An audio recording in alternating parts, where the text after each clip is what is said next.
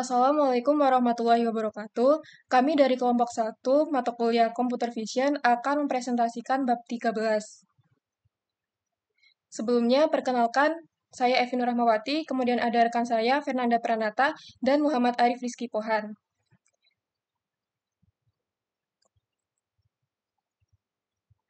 Langsung saja, di sini saya akan menjelaskan materi yang pertama. Saat ini, kemajuan internet dan perangkat komunikasi memicu transformasi digital dalam kehidupan manusia. Salah satu pendorong utama transformasi ini adalah machine learning, khususnya deep learning. Teknologi ini mampu mengenali pola data, membuat prediksi, dan mengambil keputusan otomatis yang berdampak besar dalam kehidupan sehari-hari. Bab ini membahas konsep dan metode deep learning dengan fokus pada convolutional neural network atau CNN yang berperan penting dalam bidang visi komputer. Machine learning. Machine learning adalah cabang kecerdasan buatan yang memungkinkan komputer mempelajari pola data dan membuat keputusan tanpa diprogram langsung. Nah, dua konsep penting machine learning itu ada pola data. Pemahaman pola data merupakan kemampuan sistem untuk mengidentifikasi, mengenali, dan memahami pola yang terdapat dalam data. Yang kedua ada tanpa pemrograman eksplisit. Komputer belajar menyelesaikan tugas dari data atau contoh, bukan dari instruksi kode langsung. Nah, berikut merupakan program Python yang secara manual menentukan aturan-aturan untuk mengklasifikasikan email. Fungsi ini dirancang untuk mengidentifikasi apakah sebuah email adalah spam atau non-spam. Dalam konteks ML, alih-alih menentukan aturan eksplisit seperti yang dijelaskan gambar di samping. Nah, kita dapat melihat algoritma ML dengan sejumlah besar email yang telah diklasifikasikan sebagai spam atau non-spam, yang disebut data latih. Algoritma ML akan mempelajari pola dalam email tersebut. Algoritma ML menciptakan model klasifikasi yang secara otomatis dapat mengategorikan email sebagai spam atau non-spam, mirip dengan fungsi isPam. Nah, beberapa contoh algoritma ML yang populer dalam kasus klasifikasi ini meliputi Naive Bayes Classifier, SVM, Decision Tree, dan Random Forest. Selanjutnya, neuron buatan. Deep learning adalah subbidang ML yang terinspirasi oleh struktur jaringan saraf biologis manusia. Nah, berikut struktur neuron yang membentuk jaringan saraf yang diperlihatkan pada gambar di bawah. Neuron adalah unit dalam sistem saraf yang bertugas mentransmisikan sinyal di dalam sistem saraf. Nah, berikut struktur dasar neuron. Yang pertama, badan sel neuron merupakan bagian yang menampung inti sel atau nukleus. Yang kedua, dendrit yang berfungsi untuk menerima sinyal listrik dari neuron lain. Yang ketiga, akson mengirimkan sinyal listrik dari badan sel neuron menuju ujungnya yang disebut terminal akson. Yang keempat, myelin yang berfungsi meningkatkan kecepatan transmisi sinyal listrik melalui akson. Yang kelima, simpul Ranvier. Simpul ini memungkinkan sinyal listrik untuk melompat dari satu segmen myelin ke segmen myelin berikutnya. Yang keenam, terminal akson, merupakan bagian akhir untuk sinyal listrik diubah menjadi sinyal kimia yang dilepaskan ke celah sinapsis untuk memengaruhi neuron tetangga atau neuron yang terhubung langsung. Struktur otak manusia yang kompleks dapat dijelaskan dengan memahami konteks antar neuron. Yang pertama, jumlah neuron yang sangat besar. Yang kedua, pengolahan informasi melalui sinyal listrik. Yang ketiga, integrasi input dari neuron tetangga. Dan yang keempat, fungsi saklar neuron. Nah, di samping terdapat gambar struktur neuron. Nah, di samping terdapat gambar struktur neuron buatan yang meniru neuron biologis. Neuron buatan sering disingkat neuron, bekerja dengan cara yang mirip dengan neuron biologis yang gambar sebelumnya menunjukkan struktur dan proses pengolahan data pada neuron buatan. Yang pertama, input bobot dan bias. Setiap input atau sinyal X1 memiliki bobot WI. Input ke 0 atau X0 selalu memiliki nilai 1, dan bobot input tersebut atau B0 disebut bias. Kedua, penjumlahan terbobot. Input, bobot, dan bias diproses melalui fungsi linear Z. Z sama dengan W1 kali X1 ditambah W2 kali X2, seterusnya kemudian ditambah B0. Yang ketiga, fungsi aktivasi. Hasil dari pemrosesan fungsi Z selanjutnya diolah oleh fungsi nonlinear, alpha, yang juga dikenal sebagai fungsi aktivasi. Terdapat beberapa jenis fungsi aktivasi seperti yang tercantum pada tabel berikutnya. Yang keempat, output. Hasil pemrosesan fungsi aktivasi merupakan output neuron atau Y. Dan di sini terdapat tabel yang memiliki 7 fungsi aktivasi neuron. Yang pertama ada sigmoid, tandha, arcstan, ReLU, PreLU, LU, dan softpuls. Di sini terdapat studi kasus neuron untuk pengambilan keputusan. Kita gunakan neuron buatan dengan fungsi aktivasi sigmoid untuk menyelesaikan kasus sederhana. Misalkan kita sedang mempertimbangkan untuk berwisata ke luar negeri dan telah menerima beberapa penawaran paket wisata dari agen perjalanan. Keputusan untuk membeli paket wisata akan dipengaruhi oleh 3 variabel berikut. Yang pertama, negara destinasi atau X1, Jepang, X1 sama dengan 1 atau tidak, X1 sama dengan 0. Musim itu X2, dingin X2 sama dengan 1 atau tidak, X2 sama dengan 0. Harga X3 kurang dari 10 juta, X3 sama dengan 1 atau lebih, X3 sama dengan 0. Prioritas utama adalah negara tujuan wisata Jepang, sehingga kita memberikan bobot tinggi pada input tersebut. W1 sama dengan 0,8, musim tidak menjadi pertimbangan utama. Meskipun musim dingin idealnya menjadi pilihan W2 sama dengan 0,2.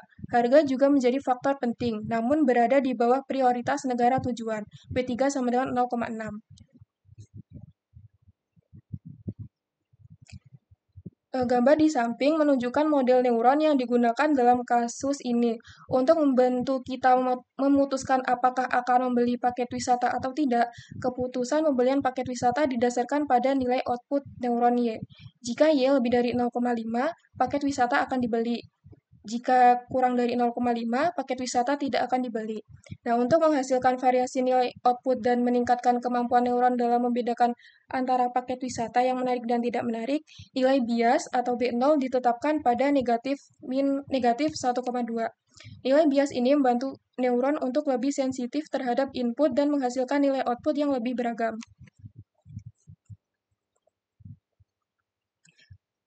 Kemudian kita hitung untuk penawaran paket wisata ke Jepang, X1 sama dengan 1 pada musim dingin, X2 sama dengan 1 dengan harga 15 juta, X3 sama dengan 0.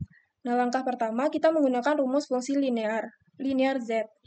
Kemudian Z menghasilkan nilai negatif 0,2. Langkah kedua, kita menggunakan fungsi aktivasi sigmoid untuk menghitung nilai output. Y menghasilkan nilai 0,45. Karena nilai Y 0,45 atau kurang dari 0,5, maka kita tidak akan mengambil paket wisata tersebut. Nah, bagaimana dengan penawaran paket wisata ke Jepang? X1 sama dengan 1 pada musim panas, X2 sama dengan 0, tetapi dengan harga 9 juta, X3 sama dengan 1. Z menghasilkan nilai negatif 0,2 dan Y menghasilkan nilai 0,55. Karena Y lebih besar dari 0,5, maka kita akan mengambil paket wisata tersebut. Nah, contoh kasus sederhana ini menunjukkan potensi neuron buatan dalam mendukung pengambilan keputusan. Hal ini membuka wawasan bahwa model sederhana ini mampu mensimulasikan dan membantu dalam pengambilan keputusan untuk berbagai situasi. Selanjutnya, jaringan saraf tiruan. ANN terinspirasi dari jaringan saraf biologis. ANN mampu memodelkan hubungan kompleks antara data input dan output melalui neuron yang saling terhubung.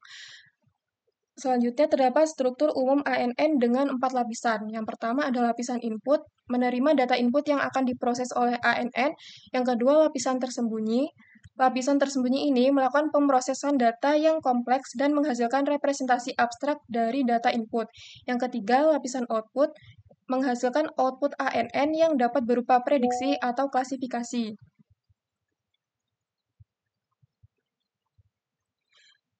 Gambar di samping merupakan contoh struktur ANN dengan 4 lapisan.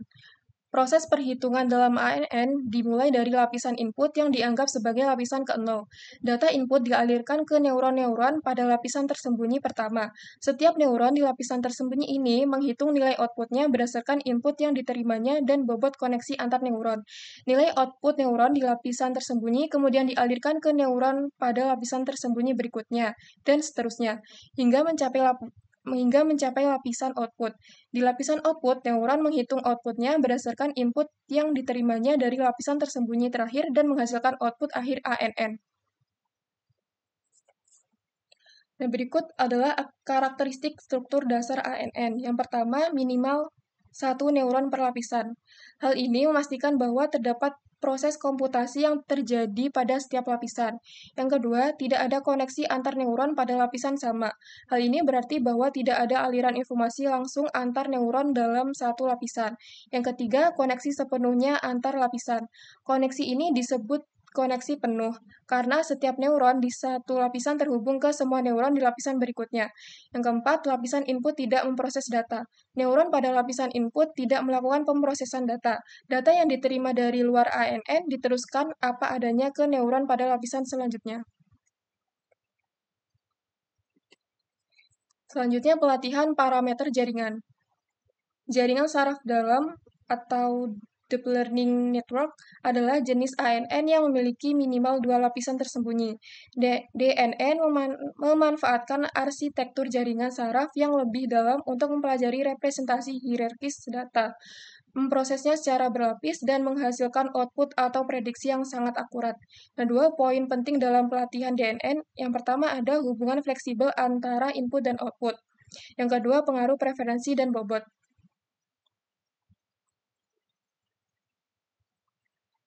Deep learning merupakan bagian dari ML dan memiliki kemampuan untuk menentukan nilai parameter jaringan secara otomatis, tanpa penetapan manual oleh manusia seperti yang dibahas pada contoh kasus berwisata sebelumnya. Dalam DL, proses penetapan parameter jaringan secara otomatis dikenal sebagai pelatihan model atau pelatihan parameter jaringan. Kunci utama dalam pelatihan model jaringan adalah data latih. Dan berikut contoh data latih pemilihan paket wisata berdasarkan pengalaman tahun-tahun sebelumnya. Selanjutnya, simulasikan pelatihan nilai bobot neuron paket wisata pada gambar yang terdapat pada studi kasus neuron dalam pengambilan keputusan dengan menggunakan data latih pada tabel sebelumnya. Pada awal pelatihan, semua bobot diinisialisasi 0. Untuk data paket wisata pertama, X1 sama dengan 1, X2 sama dengan 1, X3 sama dengan 1. Target outputnya ya. Tapi karena semua bobot 0, Z menghasilkan nilai negatif 1,2 dan Y menghasilkan nilai 0,23. Sehingga outputnya tidak, karena kurang dari 0,5. Maka bobot disesuaikan agar output lebih dari 0,5. Kemudian W1 itu 0,6, W2 0,5, W3 0,2. Hasil outputnya ya, karena Z menghasilkan nilai 0,1 dan Y menghasilkan nilai 0,52. Selanjutnya, data diubah ke paket wisata kedua. X1 sama dengan 1, X2 sama dengan 0, X3 sama dengan 1. Dengan bobot sama, Z menghasilkan nilai negatif 0,1 dan Y menghasilkan nilai 0,48. Outputnya kurang dari 0,5, hasilnya tidak. Padahal seharusnya ya, maka bobot disesuaikan lagi. Misalnya W1 itu 0,8, Z menghasilkan negatif 0,1 dan Y menghasilkan nilai 0,52. Outputnya kembali ke ya. Proses ini terus diulang untuk semua data agar diperoleh bobot dan bias optimal yang menghasilkan output sesuai target. Selanjutnya akan dijelaskan oleh Muhammad Arif.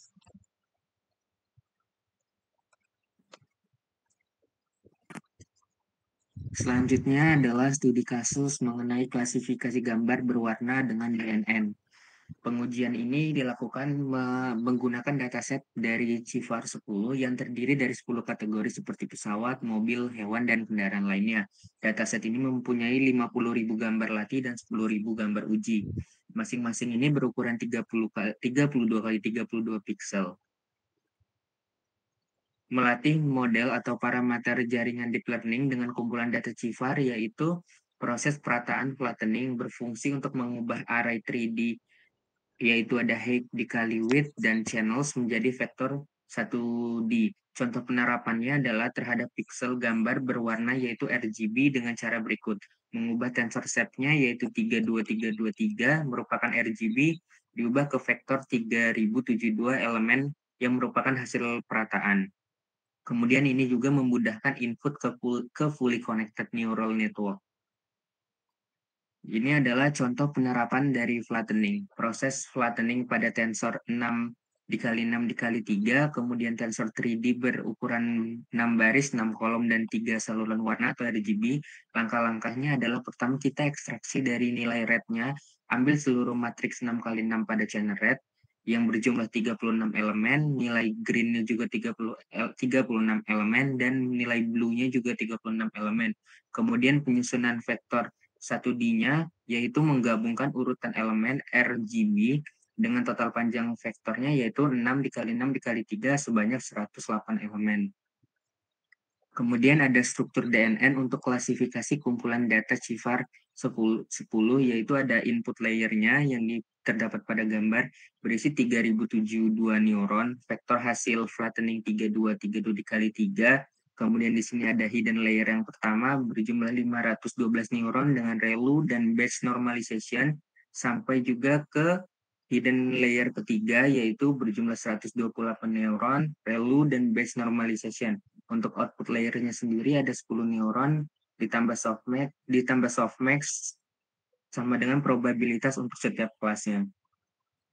Kemudian penjelasannya DNN tadi itu memproses 3072 elemen hasil flattening citra 32 kali 2 kali 3 melalui 3 hidden layer. Kemudian di sini ada fungsi aktivasi itu ada ReLU pada seluruh hidden layer mempercepat pelatihan atasi vanishing gradient. Kemudian softmax di output layer tadi itu menghasilkan distribusi probabilitas. Kemudian batch normalization tadi diterapkan setiap hidden layer sebelum input ke lapisan berikutnya. Kemudian membantu stabilitas dan kecepatan konvergensi pelatihan. Kemudian ada fully connected arsitektur itu setiap neuron tadi di satu lapisan terhubung ke semua neuron di lapisan berikutnya. Menuntut komputasi intensif terutama pada jumlah neuron yang besar. Kemudian studi kasus mengklasifikasi gambar dengan DNN. Pertama kita import dulu write dari dan modulnya. Kemudian kita ambil processing data dan callback melot data yang merupakan data dari CIFAR 10 tadi untuk pelatihan dan juga pengujian. Kemudian di sini ada definisi model dan evaluasi modelnya. Model ini dilatih dengan 100 epoch, tapi bisa berhenti lebih awal jika validasi loss tidak membaik. Model terbaik otomatis disimpan dan digunakan untuk evaluasi akhir terhadap data uji. Hasil loss dan akurasinya ini akan ditampilkan sebagai ukuran performa klasifikasi. Ini epochnya ada 100, kemudian muat dan evaluasi model terbaik. Ini adalah outputnya. Output pelatihan menunjukkan perkembangan model dari epoch ke epoch ini, nilai akurasinya meningkat dan loss menurun seiring berjalannya pelatihan, menandakan model belajar dengan baik. Jika akurasi validasi tidak ikut naik, bisa terjadi overfitting, callback seperti early stopping, dan model checkpoint digunakan untuk mengoptimalkan hasil pelatihan. Kemudian setelah itu, dengan 10 kategori gambar tadi, kita menebak secara acak hanya menghasilkan akurasi sebanyak 10% dari 100 gambar. Hanya 10 yang benar. Model deep learning yang dihasilkan DNN di atas mencapai akurasi sekitar 50%, menunjukkan peningkatan akurasi signifikan. Meskipun demikian, akurasi ini belum cukup untuk memadai untuk pemanfaatan deep learning di dunia nyata dan masih ada peluang untuk meningkatkannya. Nah, karena masih ada peluang kita menggunakan convolutional neural network. Dengan ini dengan perhitungan tadi, jumlah parameter yang sangat besar ini akan terus bertambah seiring peningkatannya resolusi gambar dan kedalaman jaringan. Selain itu, struktur DNN tradisional memerlukan proses flattening, yaitu meratakan pixel gambar ke vektor satu dimensi yang menyebabkan hilangnya informasi spasial, yaitu posisi relasi antar pixel. Padahal informasi tersebut sangat krusial untuk mengenali pola-pola seperti posisi hidung, mata, dan juga mulut pada wajah. Nah, convolution neural network ini adalah jenis jaringan saraf yang dirancang khusus untuk memproses data berstruktur grid seperti citra dengan memanfaatkan operasi konvolusi.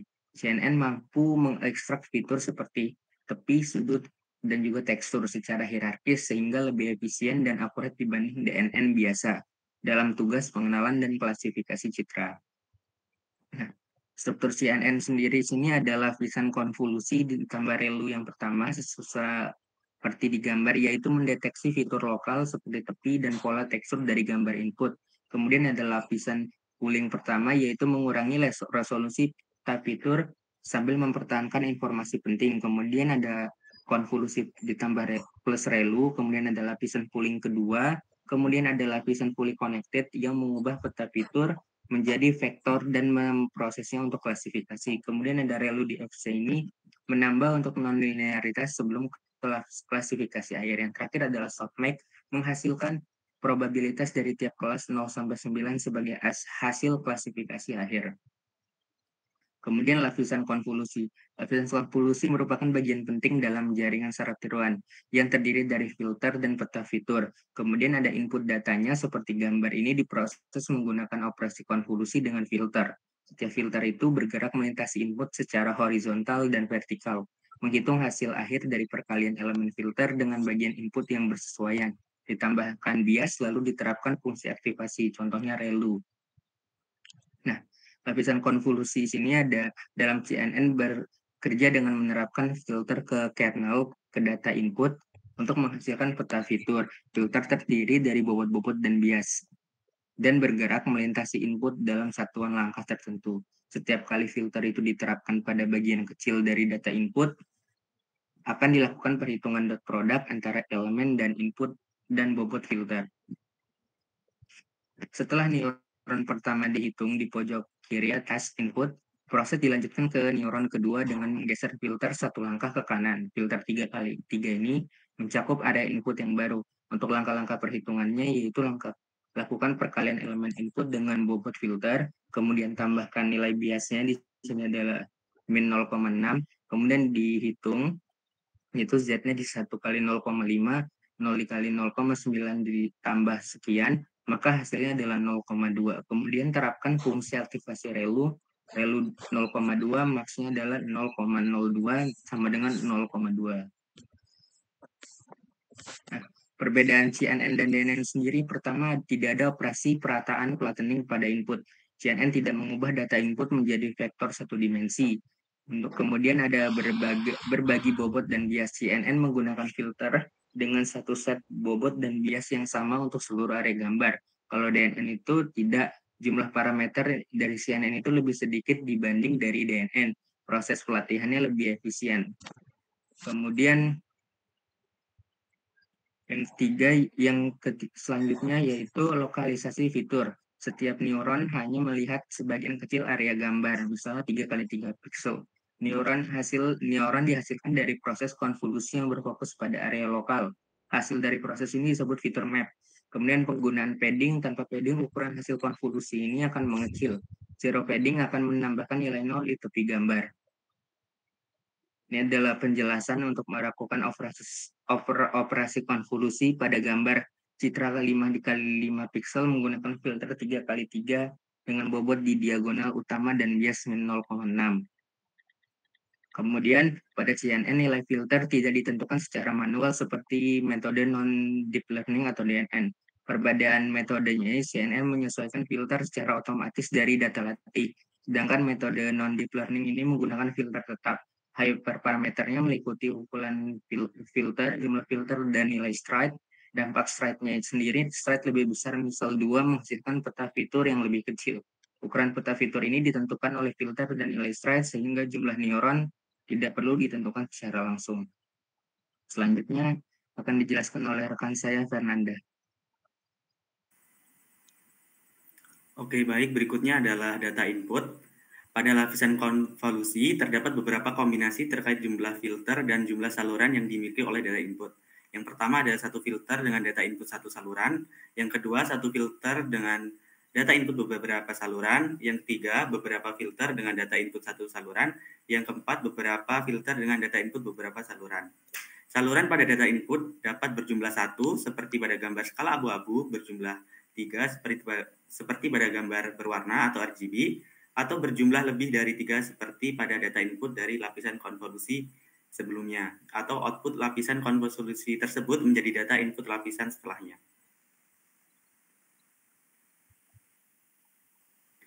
Bisa dilihat pada gambar 13.16. Ini menunjukkan proses konvolusi pada input berukuran 5x5 dengan 3 saluran channel menggunakan 2 filter 3x3. Masing-masing juga memiliki 3 saluran. Proses ini terdiri dari 3 tahap utama. Yang pertama ada operasi konvolusi, yang dimana setiap pasangan filter dan channel input melakukan konvolusi dengan straight 1 tanpa fungsi aktivitas. Ini menghasilkan 2 kelompok berisi 3 matriks weight sum atau total matriksnya itu ada 6. Yang kedua adalah penjumlahan matriks, yaitu 3 matriks dalam tiap kelompok dijumlahkan menghasilkan 2 matriks akhir. Yang terakhir perhitungan aktivitas neuron, yang dimana setiap elemen dari 2 matriks tersebut diberi fungsi aktivitas menghasilkan peta fitur 1 dan peta fitur 2.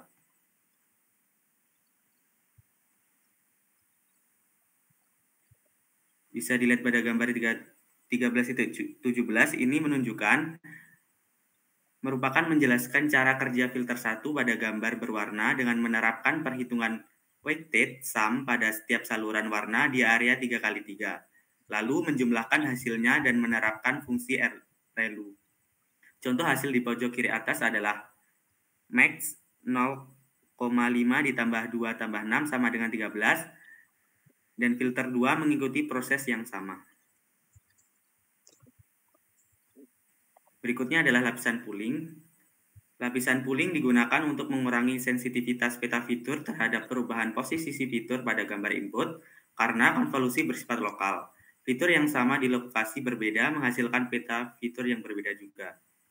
Untuk mengatasi hal ini, dilakukan downsampling atau penyusutan dimensi pada peta fitur. Operasi yang umum digunakan dalam downsampling adalah yang pertama, average pooling, yaitu mengambil rata-rata nilai pixel dalam area tertentu. Dan yang kedua adalah max pooling, mengambil nilai pixel maksimum dalam area tertentu. Polling membuat jaringan lebih tahan terhadap perubahan posisi objek dan menghasilkan local translation invariance, yaitu kestabilan representasi meskipun fitur berpindah posisi. Polling merupakan proses downscaling yang dilakukan dengan area 2x2 dan thread 2. Tujuannya adalah mengurangi dimensi peta fitur sambil mempertahankan informasi penting. Terdapat 2 jenis pooling berdasarkan cara penelusuran data. Yang pertama adalah sampling, yaitu menggunakan padding atau zero padding agar semua bagian input dapat diproses, termasuk area tepi. Yang kedua ada valid polling, tanpa padding, hanya area yang sepenuhnya tertutup oleh area pooling yang diproses. Polling membuat representasi fitur lebih stabil terhadap perubahan posisi, memperkuat local translation invariance.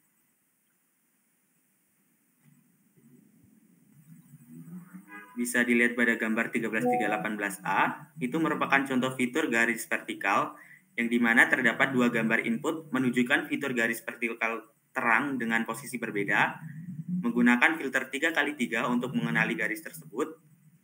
Perbedaan lokasi fitur ini menyebabkan hasil konvolusi atau peta fitur itu berbeda. Pada gambar 13.18 bagian B dan C, itu merupakan efek poolingnya, yaitu setelah konvolusi dilakukan max polling 2x2 pada masing-masing peta fitur. Hasil polling fiturnya dari kedua gambar ini menjadi sangat mirip meskipun posisi gambar itu berbeda. Yang dimana ini menunjukkan sifat local translation invariance, ini fitur tetap dikenali walaupun bergeser sedikit. Nilai pixel ini hasil pooling dinormalisasi agar lebih mudah divisualisasikan. Pada gambar 13.19 ini merupakan pooling pada banyak saluran, yang dimana CNN bekerja dengan multisaluran atau channels. Operasi max poolingnya 2x2 dilakukan per saluran secara terpisah, dan hasil polling dari masing-masing saluran digabung untuk membentuk output akhir polling layer. Jadi pada kesimpulannya, polling ini khususnya max pooling membuat CNN menjadi lebih tahan terhadap pergeseran posisi fitur, yang menjadi penting agar model bisa mengenali objek yang sama meskipun lokasinya berubah sedikit dalam gambar. Berikutnya ada lapisan batch normalization. Fungsi utama dari lapisan ini yang pertama menormalkan output Z atau hasil konvolusi sebelum fungsi aktivitas. Mencegah variasi besar pada output neuron akibat distribusi nilai yang berubah, mempercepat pelatihan dan meningkatkan stabilitas model. Mengapa lapisan ini diperlukan? Karena variasi output bisa disebabkan oleh perbedaan skala fitur input. Fitur dengan rentang besar bisa mendominasikan pembelajaran, menyebabkan ketidakseimbangan. Pada lapisan ini, penerapan dalam CNN yang dilakukan, input konvolusi biasanya berbentuk MNC atau tinggi, lebar, dan saluran. Dalam training, proses dilakukan dalam batch. Batch norm menghitung statis atau min dan variasi untuk setiap saluran dalam satu batch, lalu menormalkan untuk nilai Z. Bisa dilihat pada gambar 13.20, batch norm membantu menormalkan fitur dari setiap saluran pada input gambar. Misal pada SEP 2783, agar setiap batch ini memiliki distribusi yang seragam, sehingga fungsi aktivitas bekerja optimal dan pembelajaran menjadi lebih efisien. Berikut untuk menghitung pada gambar 13.20, yang pertama adalah menghitung rata-rata dan deviasi standar per saluran. Ini mendapatkan nilai 40,08. Langkah berikutnya adalah menormalisasikan nilai input dengan menghitung nilai Z-score-nya. Dengan nilai akhirnya itu 0,88. Dan yang terakhir itu adalah penyesuaian skala dan shift. Untuk hasil akhir dari untuk perhitungan ini adalah 94. Berikutnya adalah lapisan fully connected atau DNN. Dalam CNN, lapisan DNN atau fully connected umumnya ditempatkan di bagian akhir. Lapisan ini berfungsi untuk melakukan pengklasifikasian gambar berdasarkan fitur-fitur yang telah diekstraksi oleh CNN. Misalkan, CNN digunakan untuk mengklasifikasi gambar ayam dan bebek. Lapisan konvolusi ini mengekstraksi fitur visual seperti bentuk paruh, bentuk tubuh, bentuk kaki, dan tekstur tubuh. Untuk lapisan DNN-nya atau lapisan FC-nya, itu menganalisis fitur visual tersebut untuk menentukan apa gambar tersebut adalah gambar ayam atau bebek. Berikutnya adalah Global Average Pooling atau GAP. Merupakan teknik alternatif untuk proses flattening sebelum masuk ke lapisan DNN. Tidak seperti pooling biasa yang merangkum bagian-bagian kecil dari peta fitur. GAP menghitung rata-rata dari seluruh nilai dalam satu peta fitur yang menghasilkan satu nilai per saluran. Berikut keunggulan dari GAP. Yang pertama adalah mengurangi kehilangan informasi spasial, menghasilkan output yang lebih ringkas, dan yang terakhir mengurangi jumlah parameter dan resiko overfitting. Pada gambar 13.21 ini menunjukkan bahwa Global Average Pooling atau GAP ini merangkum peta fitur dengan menghitung rata-rata global, menghitung vektor yang lebih kecil dibanding metode perataan. Ini mengurangi jumlah neuron dan parameter pada lapisan DNN, sehingga membuat model ini lebih efisien.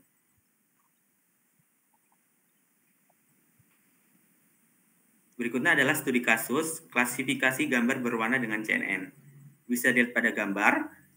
Eksperimen ini menggunakan arsitektur CNN sederhana untuk mengklasifikasikan gambar pada dataset CIFAR 10 dan membandingkannya dengan DNN. CNN ini terdiri dari 5 lapisan konvolusi dengan filter 3x3, yang di mana 2 lapisan pertama 64 filter, 3 berikutnya itu 128 filter. Dan juga diselilingi 2 lapisan max pooling, dan diakhiri dengan Global Average Pooling atau GAP untuk meratakan outputnya. Hasil GAP menjadi input bagi lapisan FC yang terdiri dari satu hidden layer dengan 46 neuron ReLU dan output layer dengan 10 neuron softmax sesuai jumlah kelasnya.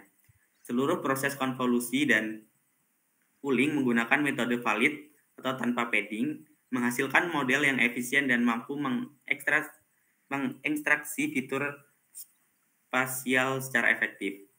Berikut adalah kode program yang untuk membuat dan melatih model CNN. Yang pertama, kita mengimport library dan modul. Kita mengimport pustaka dan modul dari TensorFlow atau keras yang dibutuhkan. Yang kedua, kita memprosesing data menggunakan load dataset CIFAR 10 menjadi data pelatihan dan pengujian dan normalisasikan pixel gambar terentang 0,1 agar proses pelatihan lebih stabil dan cepat. Yang pertama adalah callback, kita memanggil import lagi, yaitu menggunakan early stopping dan model checkpoint.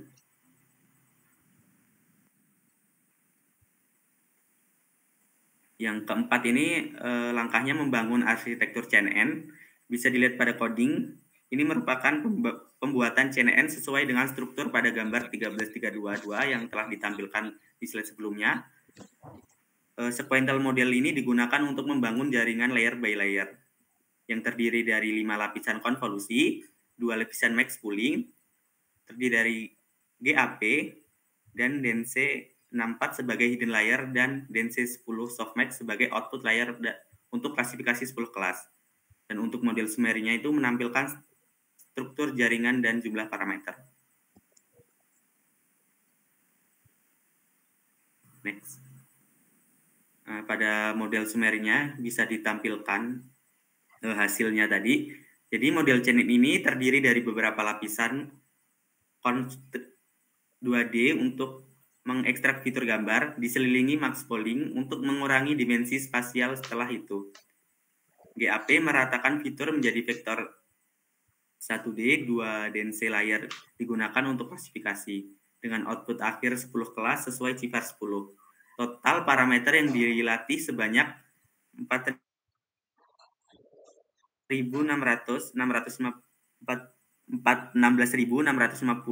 tanpa parameter non-trainable, yang dimana model ini cocok untuk klasifikasi gambar berwarna berukuran 32x23 pixel. Langkah akhir yaitu yang kelima adalah kompilasi dan training model. Untuk training fit model dengan validasi 20% data training dan menggunakan callback. Output ini menunjukkan model CNN mengalami peningkatan akurasi dan penurunan loss selama pelatihan. Dengan file equary mencapai 75,66% sebelum pelatihan dihentikan otomatis oleh early stopping pada epoch ke-9 karena performa validasi tidak lagi membaik signifikan. Jadi sebenarnya untuk epoch ini sampai 20 tapi dihentikan pada epoch ke-9.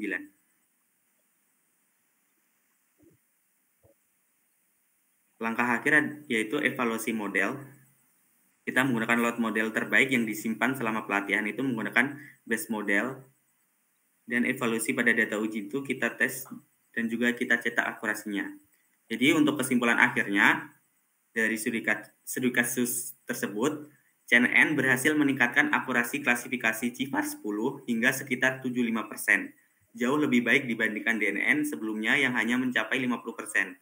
Selain lebih akurat, CNN juga lebih efisien dengan jumlah parameter yang jauh lebih sedikit, 482.000 versus 1.738.000, menunjukkan keunggulan CNN dalam menangani data citra.